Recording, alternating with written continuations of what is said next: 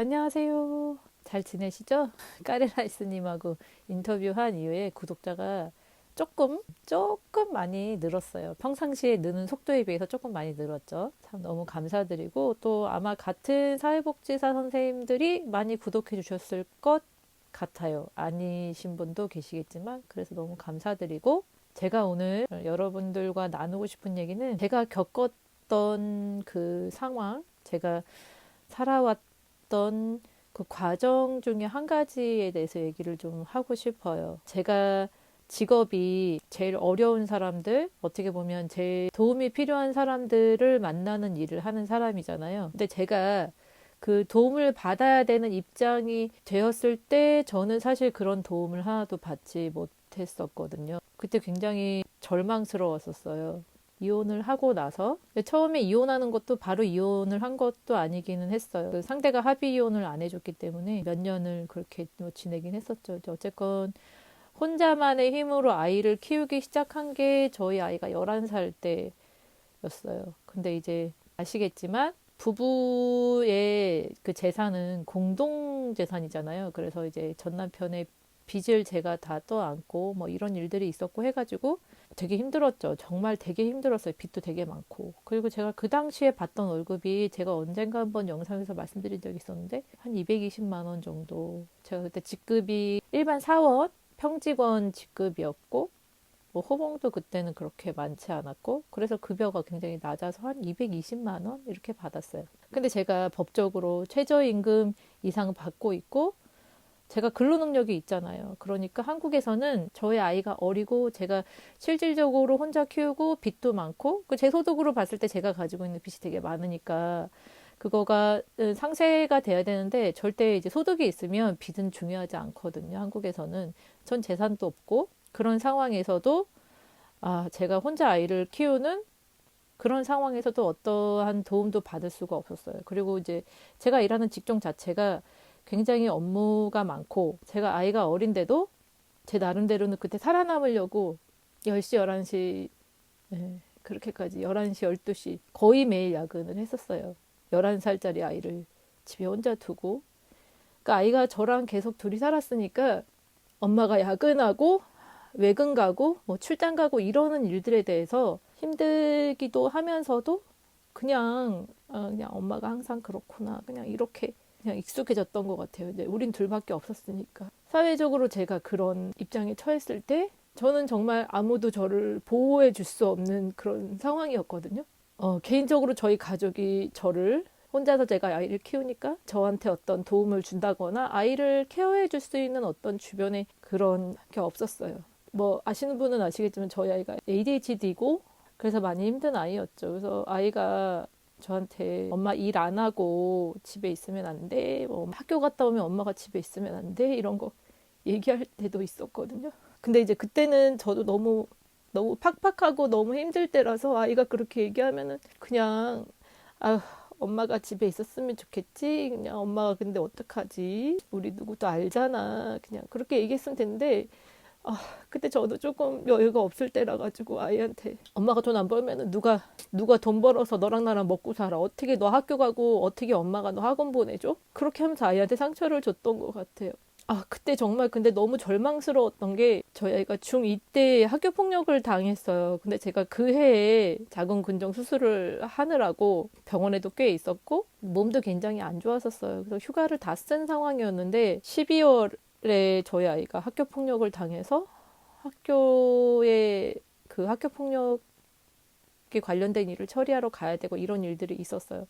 그 당시에 제가 아이가 학교 폭력을 당해서 학교를 좀 가야 될 것 같다라고 얘기했더니 그 당시에 저희 상급자가 굉장히 싫은 티를 내면서 저하고 아이하고 둘인 거를 아는데도 굉장히 거기에 대해서 막 저를 좀 힘들게 했었던 일이 있었어요. 제가 아이하고 둘이서 살아내는 과정이 아이도 아이대로 힘들었겠지만 저도 저대로 내가 이 일을 하면서도 내가 지금 이런 상황에서 아무의 도움도 받을 수 없는 이런 상황에서 내가 당장 내일 당장 오늘 당장 실직을 하거나 내일 당장 사고가 나서 내가 병원에 입원을 하게 되면은 내 아이는 어떻게 될까? 이렇게 생각했을 때 아무도 어떻게 도움을 받을 수 있는 일이 없는 거예요. 국가가 요람에서 무덤까지 국민을 책임져야 하는 이유는 국민이 그 국가를 구성하는 세금을 내고 그 나라를 유지하는 원동력이 되기 때문이잖아요. 그런데 실질적으로 어떠한 극한의 조건을 충족하지 않는 이상 나는 그런 안전망의 대상이 되지 못하는구나 라는 거를 느꼈을 때가 굉장히 절망적이었었어요. 내 아이가 학교 폭력을 당해서 그걸 처리하러 학교를 가는 일조차도 이렇게 내가 눈치를 보고 힘들어야 되는 일인가, 그런 절망감도 있었고, 당장 내가 내일 당장 사고가 나거나 내일 당장 내가 죽거나 그러면 우리 아이는 어떻게 될까? 내 아이는 어떻게 살아가야 될까? 그런 절망감이 되게 많이 있었어요. 제가 이제 그 시간을 견딘 거는 오로지, 그 시간을 견딜 수 있었던 거는 오로지 내 아이가 아침에, 아시는 분은 아시겠지만 제가 이제 자살 충동도 굉장히 오랫동안, 우울증이 심했기 때문에 자살 충동도 되게 심했었는데, 다른 어떤 것에도 정말 하나도 미련이 남지 않는데, 내가 세상에 내어놓은 내 아이가 아침에 혼자 눈을 떴는데 엄마가 없는 그 상황을 머릿속으로 상상을 했을 때가, 그래서 제가 죽지를 못하겠더라고요. 정말로 내 아이를 지켜줄 수 있는 사람이 아무도 없더라고요.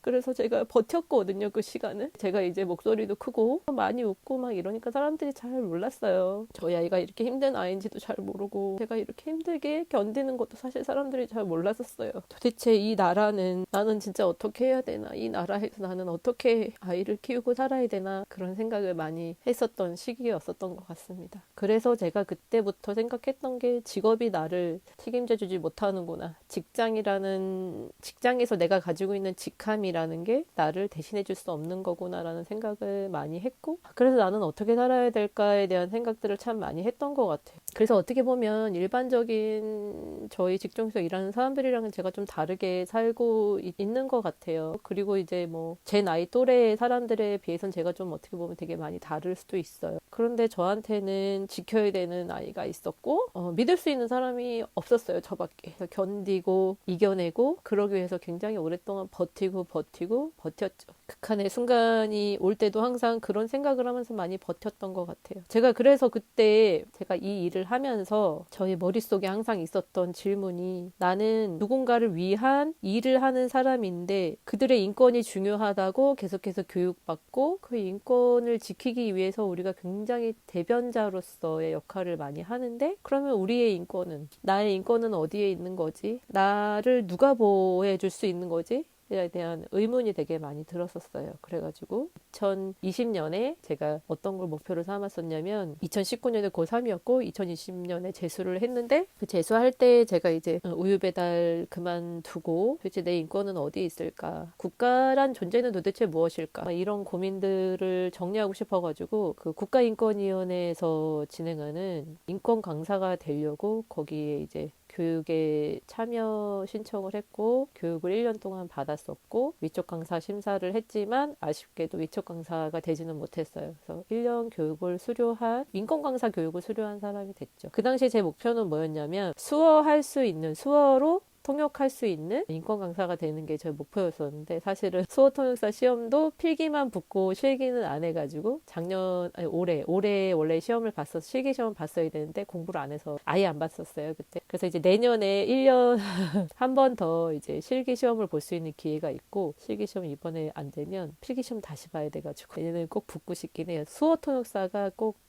됐으면 좋겠어요. 네, 인권 강사는 이제 사실 다시 2022년에 다시 교육을 신청해서 국가인권위원회에서 교육을 신청한 사람들을 이제 일정 기준을 가지고 테스트를 통과를 하면 그 사람들 대상에서 다시 1년 동안 교육을 하고, 다시 1년 교육을 마칠 때 마지막에 위촉 심사를 하는데, 그 교육을 신청하는 과정부터 새로 해야 돼요, 인권 강사가 되고 싶으면. 근데 조금 힘들었어요.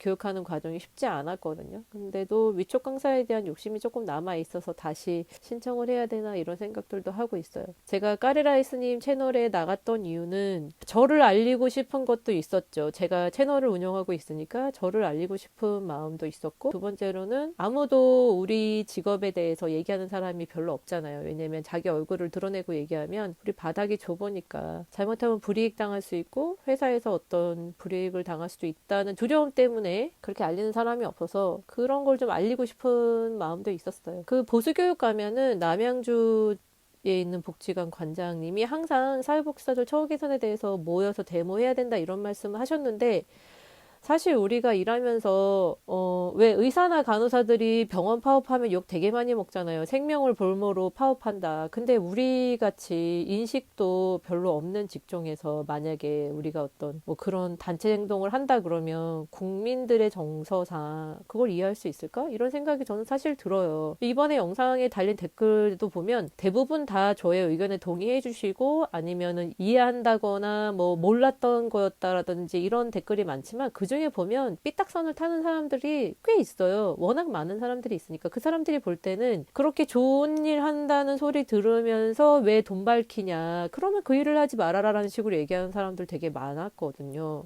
그러니까 보통 다 그런 기준으로 얘기를 하더라고요. 어쨌든 사람들 사이에 되게 나쁜 인식을 심어주게 돼 버리니까, 어쨌든 저는 좀 정확하게 얘기를 좀 하고 싶었고, 그렇게 뭐 어떤 단체 행동이나 이런 거 보다는 어떻게 보면 이런 채널에 나와서 얘기를 하는 게 훨씬 더 영향력이 있지 않을까라는 생각도 들긴 했어요. 제가 뭐 사회복사를 대표하는 것도 아니고, 제가 무슨 뭐 엄청난 정의를 실현하고 싶은 사람도 아니에요. 그냥 저의 생각이 그랬고, 제가 가지고 있는 신념이 이 세상을 조금이라도 더 나은 방향으로 변화시킬 수 있다면 나는 한 걸음이라도 움직이겠다라는 신념을 가진 사람이기 때문에 저는 그렇게 행동을 한 것이고, 그래서 그 내용을 듣고 받아들일 만한 사람은 받아들일 것이고, 뭐 또 그렇게 하는 사람은 죽을 때까지 그렇게 하겠죠. 사람들이 자기가 고통을 겪어보고 힘든 일을, 그 과정을 겪어보면 그 일을 겪는 사람에 대한 시선이 달라져요. 그럴 수밖에 없겠죠. 저도 제가 그런 사정에 놓이게 되었을 때 정말로 이 세상에 정말로 도움을 받아야 되는 사람들, 일시적으로라도 어려움에 처해 있고 정말 많은 도움이 필요한 사람들이 이렇게 많을 텐데 어떻게 세상이 이렇게 되어 있을까, 뭐 이런 생각을 정말 좌절을 많이 했었어요. 정말 절망적이었던 시간들이었었어요. 저희 집에 막 차딱지 들어오고 그랬었거든요. 우리 애 혼자 있는데, 제가 혼자서 아이를 키우는 그 10년의 세월을 말로 다 하자면은 참 눈물 없이는 들을 수 없는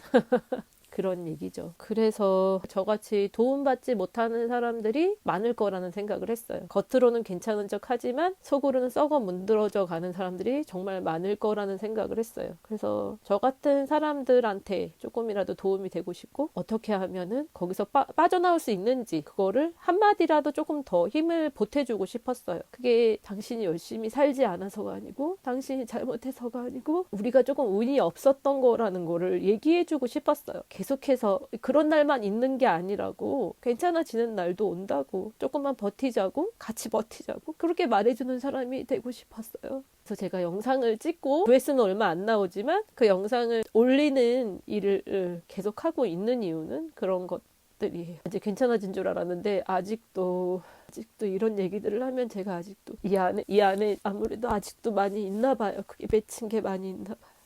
혼자 이렇게 얘기하면서 되게 주책맞게 눈물도 막 흘리고 지금 난리인데, 누구든지 어떤 사람이든지 힘드신 분들 오셔가지고 제 얘기 들으시고 조금이라도 힘 얻어 가시면 좋겠어요. 제가 바라는 거는 그것뿐이고, 제가 살아왔던 과정은 그랬어요.